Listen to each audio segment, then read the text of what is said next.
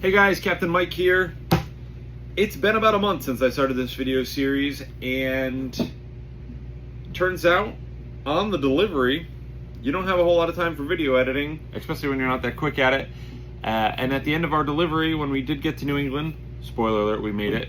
When we got to New England, I took a few days for a family trip, and then at the end of that trip, went right in the beginning of our summer season, so it's been a little bit of a hectic 3 or 4 weeks here, but I'm getting caught up on some downtime here and looking forward to getting a few of these videos done and uploaded for you guys. In an effort to make these videos not just one big long underway video, I'm going to stitch a few of the days together just to put the flow of it a little bit better. Because truthfully, as with any good delivery, the fun parts are the ports of call rather than just looking at the water. So without doing a total spoiler, it was a great delivery, which you guys will see throughout the rest of the video series, and I'll do a little recap at the end of it. But yeah, let's get into the video. Here we are getting a nice 6:30 departure out of Cape Canaveral. My dad's down on the dock helping drop lines. There's a lot of obvious advantages to having a second crew member on board for the delivery, helping stand watch underway, helping with lines and fenders without having to bring the boat to a total stop, being able to step away from the helm to rest or make food or anything else. But one of the bigger helps that isn't as well thought of and isn't used as regularly is these early departures out of the marinas before the dock staff's in.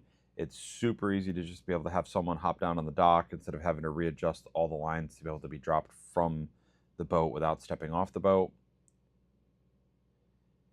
And face docks are a little bit easier, but obviously here we were in a stern in slip, so don't see it right in this portion of the video, but off our port side there was a piling in another boat, so we wouldn't want to drift off into them. So it's definitely helpful to be able to get the lines off nice and easy.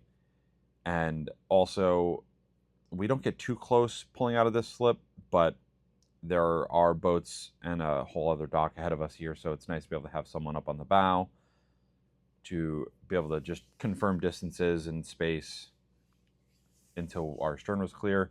Here I am transferring over from the yacht controller to the main helm and just doing a quick swing to head out of the fairway here and get out into the channel. Obviously, as you can see in the video, there is practically zero wind. The water is like glass here in the port of Canaveral.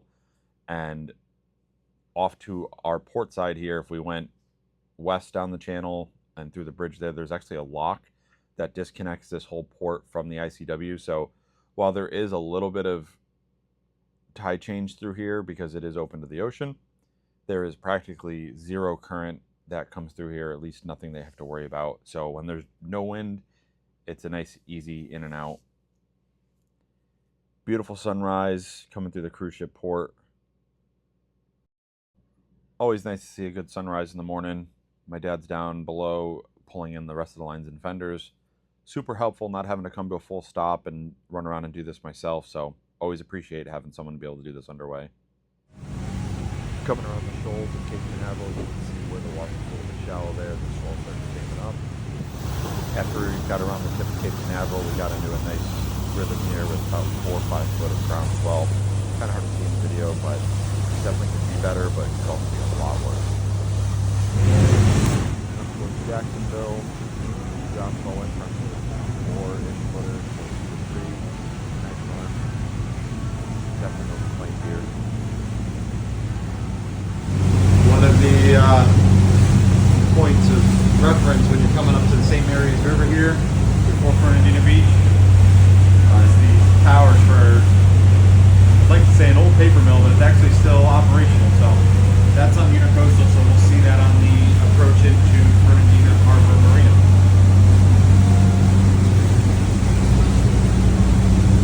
Turned out to be a pretty nice run for the second half of the day. Pulling in about 4 miles or so. We started off with about 5-6 foot swell going around Cape Canaveral, and that leveled out to this, which we got about maybe 2 footers, occasional 3, but we've got about 9+ seconds, so it's a nice ground swell.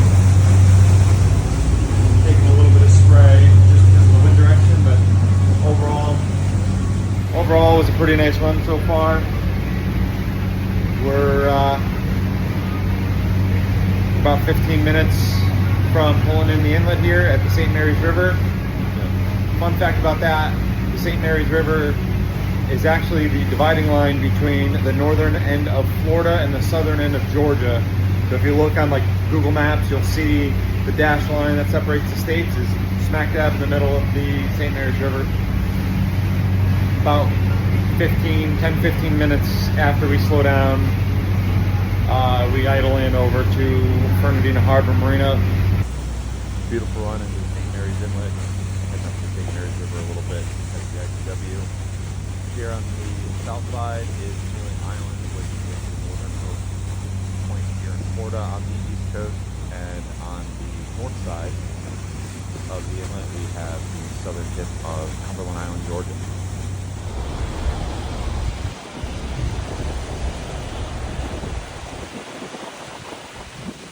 So not something you see every day, but this is actually a paper and cardboard product mill here, right on the water, in Fernandina Beach / Amelia Island. And just like that, we are up the ICW, pulling into our fuel stop for the day. We're taking fuel in a different location than where we'll be spending the night. This is actually just the fuel dock. They don't do any transient dockage here whatsoever, and they only sell diesel fuel.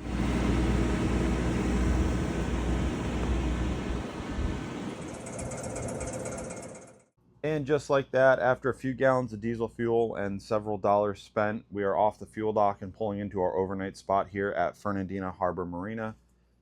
Now, I know the current always rips through here, but I don't know if it's just me. Every time I'm coming in here, the wind always seems to be blowing hard on or off the dock.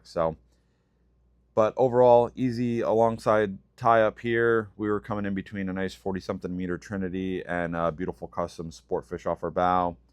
We just spent a little time here trying to line ourselves up with the right power pedestal, but like I said, overall easy alongside tie. And damn, it doesn't love it. All right, so we're here in Fernandina Beach, Florida, also known as Amelia Island. This is the last port when you're northbound that's in Florida. So tomorrow we're actually going to skip all of Georgia and go into Charleston. Be about a 160-mile run, roughly 7.5, 8 hours. Once we get out of here, probably push off around 6:30, 7 o'clock. Gonna have to be bright and early because you can fuel 24/7 in Charleston, which is really nice. Overall, nice run. The best part of today is we got the cheapest fuel that we will likely see on the whole trip at Port Consolidated here in Fernandina Beach.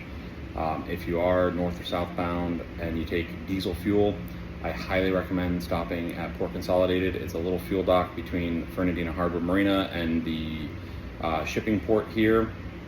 Definitely check it out if you're passing by and need diesel, because this was cheaper than anywhere else by over $1 per gallon. And from what I'm hearing, we're expecting to pay upwards of $6.80 to almost $7 a gallon tomorrow and through most of the Carolinas. And we paid, I think, $4.37 a gallon, which is still relatively high, but it is very, very cheap compared to everywhere else right now.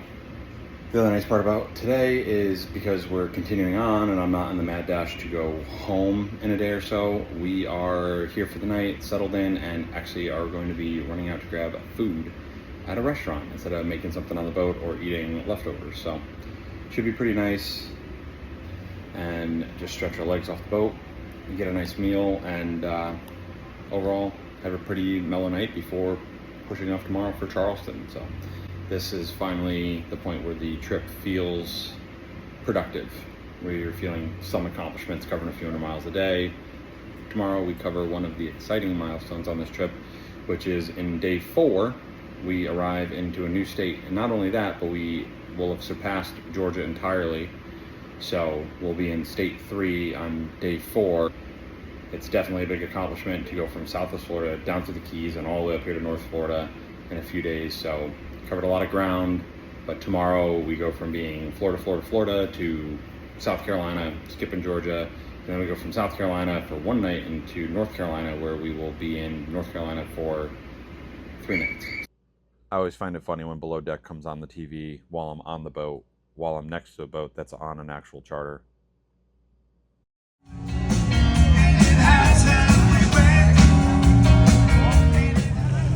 Also, this wasn't planned, but we happened to be coming through Fernandina the night that the Gumball 3000 was stopping here on its run from Miami, New Mexico for the World Cup.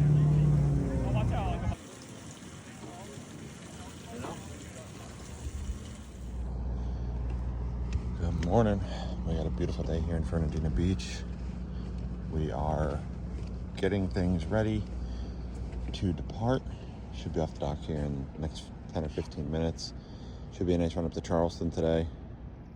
Get a nice late start. It's only about 6:15, so it's kind of nice to leave with a little bit of daylight coming out. So heading up to Charleston today. Should be about an 8-hour run. Seas are looking like basically 2 to 4 footers, but mostly swell on the 4-footer side. So should be overall a real nice run up to Charleston. And yeah, we're gonna get off the dock here in a few minutes. So we definitely have a beautiful morning here.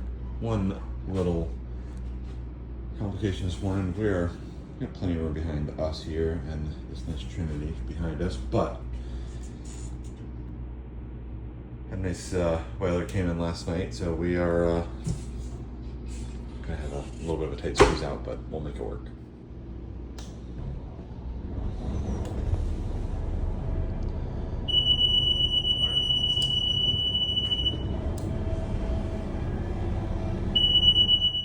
Just like in Cape Canaveral, we are pushing off the dock before the marina staff comes in for the day, so my dad is down on the dock to help drop lines and fenders. I don't know what it is about marina staff, but for whatever reason, they don't have them scheduled to come in around 6 a.m. So always grateful to have the extra set of hands on board, especially in situations like this, because the current does come through here pretty strong, like I said yesterday when we pulled in. And in this particular situation, they have this whaler that they squeeze in up ahead of us here, and they're actually just underneath our anchor. Still have about 4 or 5 feet to the hull from hitting them, but off of our stern, we have plenty of space from our swim platform to the Trinity behind us, but their stern line cuts across, so our tender's got about 4 or 5 feet to be able to back up without rubbing into their stern line. Not that I want to touch that either, but coming up to the bridge deck aft. Love the yacht controller. It makes stuff like this super easy because I can stand where I have the best visibility. I use this D7 piling as a good reference to make sure that the tide wasn't setting me too close onto the whaler in front of us. So I knew if I didn't drift north of this piling here where I was standing, then I was good up on my bow. Kick the bow out and get underway here. I think this is the prettiest morning so far on the delivery. Definitely the prettiest run out. Like I said, we are leaving Amelia Island, Fernandina Beach, Florida. This is the northernmost port in Florida.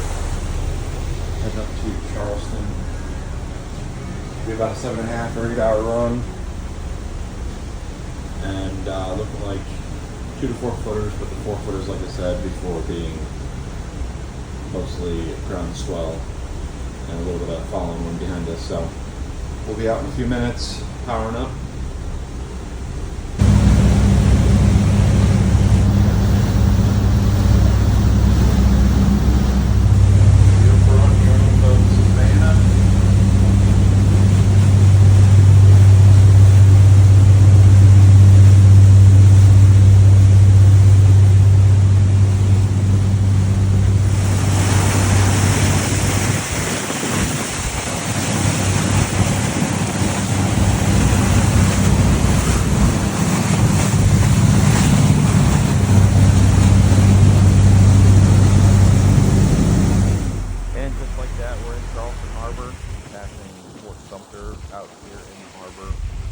Boats out today, enjoying a beautiful day here.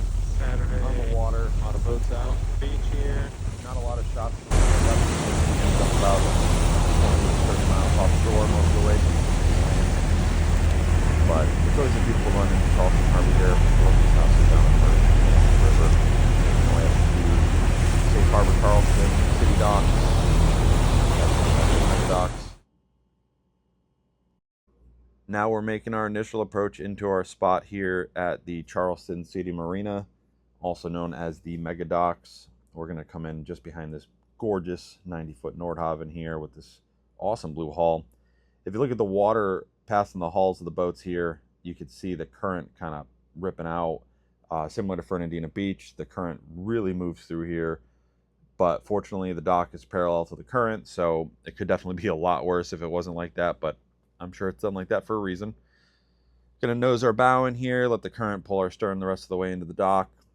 This, unfortunately, isn't one of the cheaper places for dockage or fuel for that matter along the delivery, but they make up for it with the level of service you get. Everyone's super friendly, super helpful. They're able to fuel 24/7 and fuel you in your slip, so you don't have to deal with the current multiple times here. The spot we're coming into here is like right dead center in the T-head, so that's actually the entrance, the main dock that runs up to the entrance to the docks up in the parking lot. So that saves us probably a 5 or 10 minute walk from being at the far end of these docks, which is really helpful. And they're able to fuel us up in our slip, like I said, so we don't have to worry about being on and off the dock. But getting squared away in here for the night, and we'll start taking on fuel here in a few minutes. Beautiful North Island.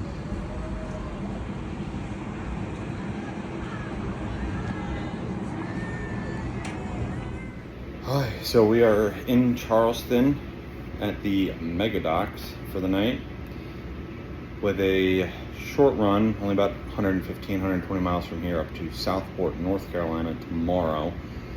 Nice late start tomorrow, pushing off around 7:30. Charleston is an awesome town. You definitely spend a few nights here. Mega docks, these guys are awesome. I will say the fuel was stupid expensive. It's $2, over $2 more a gallon than we paid in Fernandina yesterday. So all in all, there's some beautiful boats here. We're stern to stern with this gorgeous 90-something foot Nordhaven that's ready to go fishing, I think, tomorrow, so they might even be here when we wake up. But good run today, light winds, light seas, mostly on the beam. I think by the afternoon we were at like 2-ish footers at like 9 seconds, 10 seconds. So tomorrow's supposed to be pretty comparable. A little bit of a chop behind us with a easterly swell, but it's supposed to be like 2 or 3 foot chop at like 5 seconds that we'll be going with. So overall, nice run today. Hoping to share more eventful stuff. We saw the fort today here coming in. Just some of these historic homes in Charleston. Nice views. Biggest complication of the day was the fuel price was stupid expensive, but as of right now, we've covered roughly 700 of our 1,500 miles, so we're just shy of the official halfway mark. We've burned thousands of dollars worth of fuel. I'll do a tally tomorrow of our actual fuel consumption thus far. It's a lot. Thanks for watching so far along this journey. Thanks for watching up to the halfway mark. Looking forward to getting the rest of this trip out of the way. Weather's looking like it's lining up, which is always nice. Don't forget to like and subscribe to the channel, and drop a comment if there's something you guys want to see, if there's any questions you guys have about this delivery so far. So, thanks for watching. We'll see you in the next video.